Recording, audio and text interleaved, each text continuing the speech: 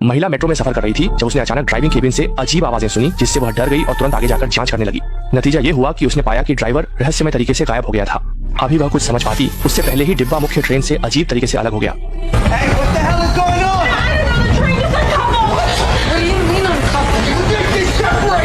इस पल ने सभी को इतना डरा दिया कि वे समझ नहीं पाए कि क्या करें।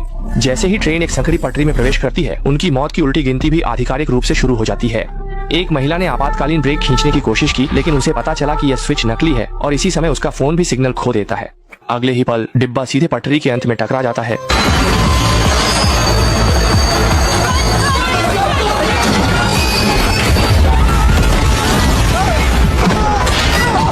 और सभी लोग भारी जड़ता के कारण गंभीर रूप से टकरा जाते हैं। इस समय उन्हें बिल्कुल नहीं पता होता कि क्या हो रहा है। वे डिब्बे का दरवाजा खोलने की कोशिश करते हैं, लेकिन दरवाजा खुलता ही नहीं। जब सभी इस वजह से परेशान हो रहे थे, तभी अचानक डिब्बे के ऊपर लगे स्पीकर से घोषणा होती है, यदि आप कोई संदिग्ध पैकेज देखें तो कृपया निकटतम कर्मचारी को बताएं। MTA कर्मचारी सतर्क रहे और शुभकामनाएं। ये सुनते ही सभी लोग तुरंत चौंक गए, क्योंकि मिनोस एक बड़ा सनकी था जिसे बंद कमरे वाले डरावने खेल बनाना पसंद था।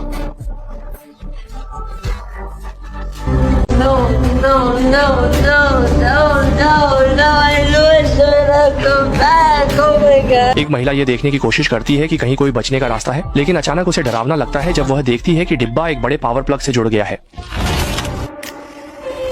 इसके तुरंत बाद डिब्बा बिजली के प्रवाह से घिर जाता है। यह महसूस करते हुए कि यहाँ अधिक देर रुकना ठीक नहीं है, वे जल्दी से डिब्बे में छिपे लाल बैग को खोजने लगते हैं। जैसा कि उम्मीद थी, उन्हें अंदर एक हैंडल मिलता है। गंजा आदमी इसे देखकर दरवाजा खोलने की कोशिश करता है, लेकिन अगले ही पल उसे बिजली का झटका लगता है। इस समय उसे एक विचार आता है। वह अपनी बेल्ट से अपने हाथ को बांध लेता है, जिससे वह इंसुलेट हो जाता है और दरवाजा खोलने में सफल हो जाता है। जब वे ड्राइविंग केबिन में एक सिक्का मशीन देखते हैं और उस पर अंकित संख्या 9 देखते हैं, तो वे तुरंत समझ जाते हैं उन्हें डिब्बे में 9 सिक्के खोजकर डालने होंगे, तभी डिब्बे में छिपा निकास दिखाई देगा। सभी लोग जल्दी से डिब्बे में सुराग खोजने लगते हैं और उन्हें पता चलता है कि डिब्बे के विज्ञापन बोर्ड पर कुछ शब्दों में अक्षर गायब हैं, जिनकी संख्या डिब्बे के हैंडल के साथ मेल खाती है। शायद हैंडल खींचने पर सिक्के निकल आएंगे, लेकिन डिब्बे के हैंडल उच्च वोल्टेज के हैं। एक बार बिजली लगने पर तुरंत मौत हो सकती है। सौभाग्य से उनकी बुद्धिमत्ता काम करती है और वे बैग में रखे रबर के एक टुकड़े का उपयोग इंसुलेट दस्ताने के रूप में करते हैं। जैसा कि उम्मीद थी, अगले ही पल सिक्का वास्तव में डिब्बे के हैंडल से गिर जाता है। उन्हें लगा कि वे जल्दी ही निकास खोज लेंगे, लेकिन जब केवल 3 सिक्के बचे थे तो अचानक एक दुर्घटना हो गई और गंजे आदमी को बिजली का झटका लगा, जिससे पूरा डिब्बा बिजली से भर गया। इस समय उसके साथी उसे बचाने की कोशिश करते हैं, लेकिन गंजा आदमी पहले ही दम तोड़ चुका होता है। संकट की घड़ी में काली लड़की ने समय रहते घूमती हुई बड़ी स्क्रीन देखी और आखिरी 3 अक्षर ढूंढ लिए।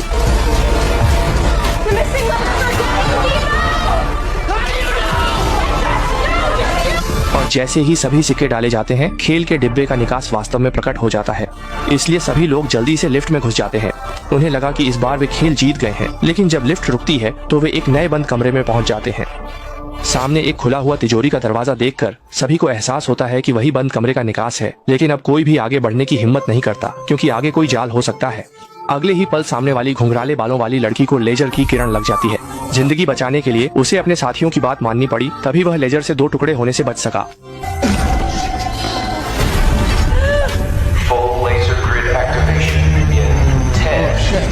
यह सुनकर वे जल्दी से बाहर निकलने के सुराग खोजने लगते हैं। इस समय दाढ़ी वाले आदमी को लॉलीपॉप के अंदर चाबी छुपी हुई मिलती है। जब वे सामने एक तिजोरी देखते हैं तो वे तुरंत लॉलीपॉप को तोड़ते हैं और चाबी लेकर तिजोरी के पास जाते हैं। बार बार तिजोरी खोलने की कोशिश करते हैं। आखिरकार उन्हें 2 खाली कागज और हीरों से भरी एक अलमारी मिली। साथ ही एक नाम मिला, जो था सोनिया। अपने विचार की पुष्टि करने के लिए वे जल्दी से कागज पर खून लगाते हैं। जैसा कि उम्मीद थी, खाली कागज पर 4 अंक 0526 प्रकट होते हैं। आदमी यह सुनते ही तुरंत समझ जाता है और 0526 को पास की ATM मशीन में डाल देता है। अगले ही पल उनके सिर के ऊपर 3 घड़ियां तेजी से घूमने लगती हैं और अंत में 3 अलग अलग समय पर रुक जाती हैं। इस समय आदमी पूरी तरह से थक चुका होता है। उसे लगता है कि रहस्यमय व्यक्ति उन्हें बेवकूफ बना रहा है। बिना कुछ कहे वह लेजर लाइन को पार करने की तैयारी करता है।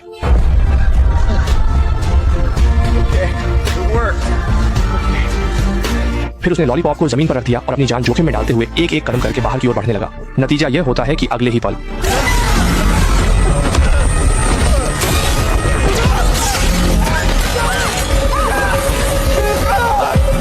इससे सभी लोग लगभग लेजर से कट जाते हैं।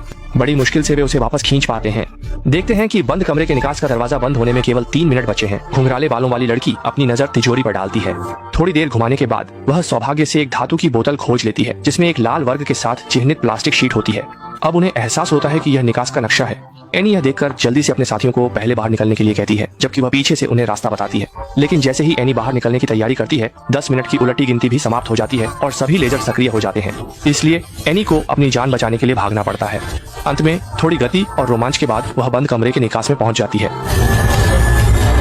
हालांकि इससे पहले कि वे सांस ले पाते, बंद कमरे के निकास की गुफा ढह जाती है। जीवित रहने के लिए उन्हें जल्दी से भागना पड़ता है और इसके बाद वे घातक समुद्र तट के बंद कमरे में पहुंच जाते हैं। महिला ने जमीन से एक कैमरा उठा लिया, लेकिन जैसे ही उसने शटर का बटन दबाया, उसके आसपास का माहौल बदल गया। कैमरे में एक तस्वीर भी आई और तस्वीर के पीछे एक संदेश था जो उन्हें जहाज के लंगर को खोजने के लिए कह रहा था। ये समझते हुए कि वे फिर से रहस्यमय व्यक्ति के खेल के स्तर पर आ गए हैं, उन्होंने जल्दी से आसपास के सुरागों में बताए गए जहाज के लंगर को खोजने की कोशिश की। उन्हें यह नहीं पता था कि इस समय जमीन पर पड़ा कैमरा और तस्वीर एक अज्ञात शक्ति द्वारा जमीन के नीचे खींच लिए गए थे। जब कर्ली ने पास में एक धातु डिटेक्टर पाया तो उन्हें तुरंत एहसास हुआ कि यह चीज जहाज के लंगर को खोजने के लिए है। और सच में एक व्यवस्थित खोज के बाद धातु डिटेक्टर ने सच में रेत के नीचे कुछ पाया। इसलिए सभी ने मिलकर खुदाई शुरू की और सच में जमीन के नीचे छिपा हुआ जहाज का लंगर पाया। लेकिन जैसे ही वे जहाज के लंगर को ऊपर खींचने की कोशिश कर रहे थे, उन्होंने पाया कि लंगर किसी चीज से खींचा जा रहा था। इसलिए सभी ने पूरी ताकत से खींचना शुरू किया। लेकिन अगले ही पल रस्सी अचानक टूट गई और जमीन पर एक अजीब सी रेत की धारा दिखाई दी। एक महिला तुरंत ही भयानक रेत की धारा में समा गई।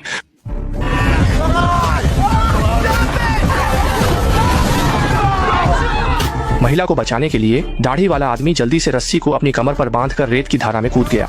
जल्दी ही महिला का सिर बाहर आ गया और उन्होंने पूरी ताकत से महिला को खींच लिया, जबकि दाढ़ी वाला आदमी रेत की धारा में समा गया। ये समझते हुए कि यहाँ रहना सभी के लिए जानलेवा है, उन्होंने जहाज के लंगर से पास के लकड़ी के घर को खोल दिया। लेकिन अगले ही पल लकड़ी का घर भी रेत की धारा में समा गया। ये समझते हुए कि बंद कमरे का बाहर निकलने का रास्ता लकड़ी के घर में नहीं है, सभी ने अपनी जान जोखिम में डालकर पास के लाइट हाउस की ओर दौड़ लगा दी।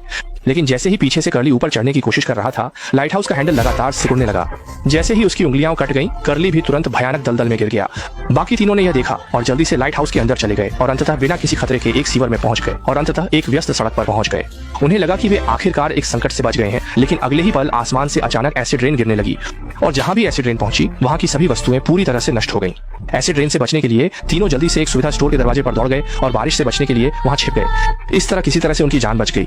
लेकिन एसिड रेन खत्म नहीं हुई, 50 सेकंड बाद फिर से शुरू हो जाएगी। इस समय महिला ने एक उपाय सोचा और जल्दी से एक बोतल को सड़क पर खड़ा कर दिया। बारिश रुकने के बाद उन्होंने जल्दी से उस बोतल में एसिड रेन ले ली और एक टेलीफोन बूथ का ताला गलाकर आसानी से टेलीफोन बूथ के अंदर छिप गए। लेकिन संकीर्ण टेलीफोन बूथ में केवल 2 लोग ही समा सकते थे। इस संकट की घड़ी में महिला ने जल्दी से काली महिला को एक छाता फेंक दिया, लेकिन यह प्लास्टिक का छाता बिल्कुल भी काम नहीं आया। इसी समय काली महिला ने अचानक एक सुराग देखा, जिससे दोनों ने जल्दी से फोन उठाया और फिर वापस रख दिया। अगले ही पल एक टैक्सी का दरवाजा तुरंत खुल गया और काली महिला की जान बच गई। इस समय दोनों भी कार में बैठना चाहते थे, लेकिन अगले ही पल कार का दरवाजा अचानक बंद हो गया और किसी भी तरह से नहीं खुला। और इस समय टेलीफोन बूथ का दरवाजा भी बंद हो गया। जैसे ही काउंटडाउन 0 पर पहुंचा, आसमान से फिर से एसिड रेन गिरने लगी। अगले ही पल दोनों बहनें एसिड रेन से जलकर मर गईं। जब काली महिला फिर से जागी तो वह एक अजनबी कमरे में थी और इससे पहले कि वह कुछ समझ पाती, एक महिला अचानक उसके सामने आ गई। असल में यह महिला बंद कमरे के खेल की डिजाइनर नहीं थी, बल्कि एक और पीड़ित थी जो उसके जैसी ही स्थिति में थी, जिसे एक विकृत व्यक्ति ने इस जगह पर कैद कर रखा था। इससे पहले कि काली महिला कुछ समझ पाती, उसने अचानक देखा कि बची हुई कर्ली एक बंद जगह में फंसी हुई है। अगले ही पल बहुत सारा पानी कर्ली को डुबोने लगा। देखते ही देखते कर्ली डूबकर मरने ही वाली थी। काली लड़की ने जल्दी से एक लाइटर जलाया और उसे फेंक दिया। अगले ही पल कर्ली की जगह टूट गई।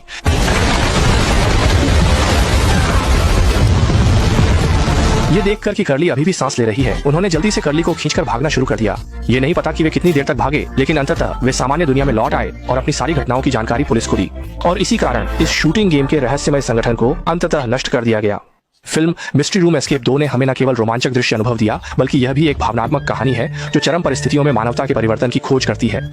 ये हमें सोचने पर मजबूर करती है कि कुछ अत्यधिक कठोर परिस्थितियों में क्या हमारी सोच और जीवन की क्षमता पर्याप्त रूप से मजबूत है। साथ ही यह हमें यह भी सिखाती है कि एक व्यक्ति का जीवन कितना कीमती है और हमें इस उपहार की कदर करनी चाहिए। साथ ही यह फिल्म हमें एक सबक भी देती है, और वह यह है कि जब हम जीवन में कई कठिनाइयों का सामना करते हैं तो केवल कठिनाइयों का सामना करके ही हम उन्हें हरा सकते हैं। ठीक है, यह सचमुच आत्मघात का चरम स्तर है। एक महिला ने चरम उत्तेजना की खोज में तेजी से चल रही कार की छत पर चढ़ गई। फिर उसने खिड़की पर लगे 2 बेल्ट पकड़ ली और कार के इंजन कवर पर लेट गई। लेकिन ऐसा करने के बावजूद उसे अभी भी पर्याप्त मजा नहीं आया, इसलिए उसने ड्राइवर सीट पर बैठी अपनी सहेली से कहा कि कार को और तेज चलाए। ब्लैक गर्ल ने एक्सेलरेटर दबाया और कार की रफ्तार पल भर में 200 किलोमीटर प्रति घंटे तक पहुंच गई। इससे इंजन कवर पर लेटी लिसा को गति और रोमांच का असली अनुभव हुआ। उत्साहित होकर उसने खुशी से चिल्लाना शुरू कर दिया और कार के अंदर बैठी उसकी 2 सहेलियां लिसा को इतना खुश देखकर डर से उत्साह में बदल गईं और लगातार कार के आगे वाली लिसा को हौसला देने लगी। लेकिन जब तीनों सहेलियां खेल में खो गईं, तो उन्हें पता नहीं चला कि उनके लिए खतरा आ चुका है, क्योंकि लिसा की इस पागल हरकत ने पास में खड़े एक विकृत आदमी का ध्यान आकर्षित किया। जब उसने लिसा की लंबी सुंदर टांगें देखी, वह गंदा आदमी तुरंत एक शातिर मुस्कान बिखेर देता है। फिर वह अपनी काली कार में बैठकर शांत से तीनों सहेलियों का पीछा करने लगता है। इस समय इंजन कवर पर लेटी लिसा अभी भी चरम उत्तेजना में डूबी हुई थी। उसे खतरे का कोई अंदाजा नहीं था। जब काली कार तेजी से करीब आई, तो सह ड्राइवर सीट पर बैठी छोटी माई को कुछ गड़बड़ महसूस हुई, लेकिन इससे पहले कि वे प्रतिक्रिया कर पाते, काली कार ने आकर टक्कर मार दी। भारी जड़ता ने लिसा को लगभग बाहर फेंक दिया। सौभाग्य से काली लड़की की ड्राइविंग कौशल ने नियंत्रण खो चुकी कार को स्थिर कर दिया। इस समय तीनों सहेलियां पूरी तरह से भ्रमित थीं। उन्हें याद नहीं था कि उन्होंने कब किसी को परेशान किया था, लेकिन इससे पहले कि वे प्रतिक्रिया कर पाते, काली कार में बैठा विकृत आदमी फिर से ताकत बढ़ाकर टक्कर मारने लगा। ये टक्कर और भी ज्यादा जबरदस्त थी। कार के आगे बैठी लिसा लगभग बाहर फेंक दी गई थी। उसकी एक हाथ बेल्ट से छूट गई और वह इंजन कवर पर बेतरतीब ढंग से हिलने लगी। लेकिन पीछे बैठा विकृत आदमी तीनों सहेलियों को छोड़ने का इरादा नहीं रखता था। उसने उनके साइड से हमला किया। इन लगातार टक्करों के बीच इंजन कवर पर लेटी लिसा के दोनों हाथ बेल्ट से छूट गए। यह स्थिति देखकर लिसा कार के अंदर वापस जाने की कोशिश करने लगी, लेकिन विकृत आदमी ने उसे कोई मौका नहीं दिया। लिसा केवल अपनी पूरी ताकत से संतुलन बनाए रख सकती थी। उसने अपने हाथों से इंजन कवर को कसकर पकड़ लिया और छोड़ने की हिम्मत नहीं की, क्योंकि जरा सी भी गलती से वह इतनी जोर से गिरेगी कि उसकी हड्डियां तक नहीं मिलेंगी। लेकिन सांबियों का हमला लगातार जारी रहा। इस समय लिसा इतनी डर गई थी कि उसके होश उड़ गए। अब वह और कोई रोमांच नहीं चाहती थी। अब उसके दिमाग में सिर्फ घर जाकर मां से मिलने की बात थी। बाहर लिसा को खतरे में देखकर सह ड्राइवर सीट पर बैठी छोटी माई ने विकृत आदमी को गालियां दी, उसे भगाने की कोशिश की, लेकिन विकृत आदमी ने इस पर ध्यान नहीं दिया। उसने सही समय देखकर फिर से टक्कर मार दी, जैसे कि वह तीनों सहेलियों को मारने की कसम खा चुका हो। संकट में काली लड़की ने जल्दी से स्टीयरिंग व्हील को मोड़ दिया और विपरीत दिशा में भागने लगी, लेकिन विकृत आदमी जैसे चिपकने वाला ब्लास्टर फिर से पीछा करने लगा। इस समय तीनों सहेलियों को एहसास हुआ कि सामने वाला तो पूरी तरह से पागल विकृत है। इससे लिसा ने अपनी कार के सामने एक लात मारी, लेकिन यह देखकर संबियो और भी ज्यादा उत्तेजित हो गया और टक्कर कारों की तरह फिर से तीनों बहनों को टक्कर मारने लगा। इस समय लिसा इंजन कवर के किनारे पर फिसल गई थी। वह कभी भी गिर सकती थी। जब विकृत आदमी उसे आखिरी टक्कर देने की तैयारी कर रहा था, तो सामने से एक कार आ गई। सांबियाओ बचने के लिए गलती से पास के खेत में घुस गया। तीनों बहनों को लगा कि उन्होंने आखिरकार उसे पीछा छुड़ा लिया। किसे पता था कि सांबियो फिर से सड़क पर लौट आया और एक बार फिर पीछा करने लगा।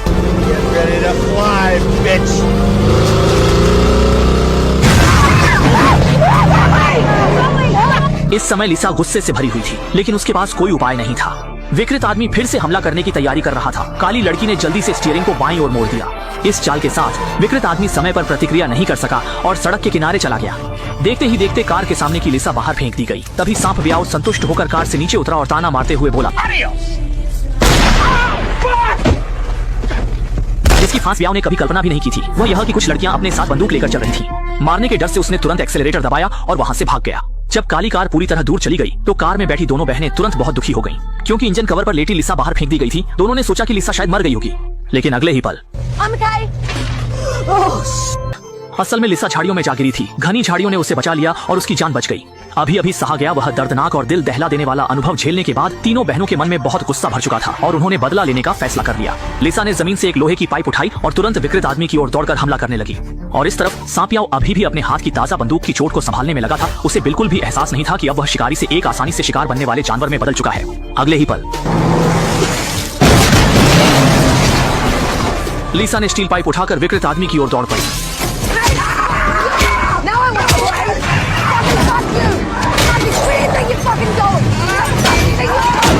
ऐसी दबंग महिला के सामने विकृत आदमी को भी फिलहाल पीछे हटना पड़ा।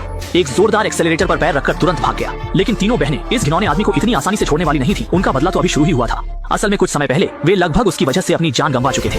ज्यादा देर नहीं हुई थी कि उन्होंने विकृत आदमी की काली कार को पकड़ लिया। देखते ही काली लड़की ने एक्सेलरेटर पर जोर से पैर रखा और टक्कर मार दी, जैसे को तैसा। जैसे अभी अभी विकृत आदमी ने उन्हें टक्कर मारी थी, वैसे ही उसने दुगनी ताकत से पलटवार किया। इस समय कार के अंदर बैठा विकृत आदमी डर के मारे पूरी तरह कांप रहा था और उसके हाथ से लगातार खून बह रहा था। बिल्कुल हारे हुए कुत्ते की तरह दिख रहे विकृत आदमी को देखकर तीनों बहनों को बेहद संतुष्टि मिली। इस समय विकृत आदमी रोने की स्थिति में था। हमेशा वह दूसरों को नुकसान पहुंचाता था, लेकिन अब वह तीन लड़कियों के हाथों में फंस गया था। उससे पहले कि वह संभल पाता, तीनों बहनों ने फिर से एक्सेलरेटर दबाकर टक्कर मार दी। इस समय उनका बदला पूरी तरह से भर गया था। वे कसम खा चुके थे कि जो कुछ भी उन्होंने अभी अभी झेला है, वह सब कुछ कई गुना ज्यादा वापस देंगे उस विकृत आदमी को। पीछे की काली लड़की अभी भी पीछा कर रही थी। विकृत आदमी ने सही समय देखकर पास की सड़क में घुस गया। इस तरह वह मुश्किल से कुछ दूरी बना पाया, लेकिन यह सिर्फ कुछ ही पल चला। एक झपकी में ही तीनों बहनें फिर से आ पहुंची।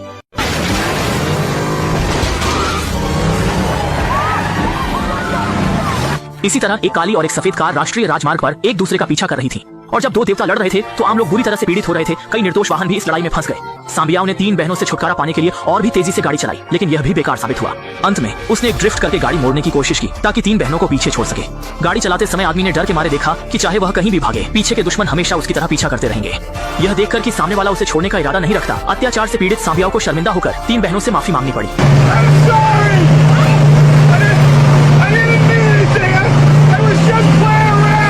हालांकि 3 बहनें जिन्हें उसने पहले परेशान किया था, माफी स्वीकार करने के लिए तैयार नहीं थी, क्योंकि इससे पहले उन्होंने सांबियाओ से काफी परेशानियां झेली थीं और अब बदला लेने का सही समय था। सांबियाओ की दयनीय स्थिति को देखकर 3 बहनें पहले से कहीं अधिक उत्साहित हो गईं और फिर से उसे सड़क के किनारे धकेल दिया।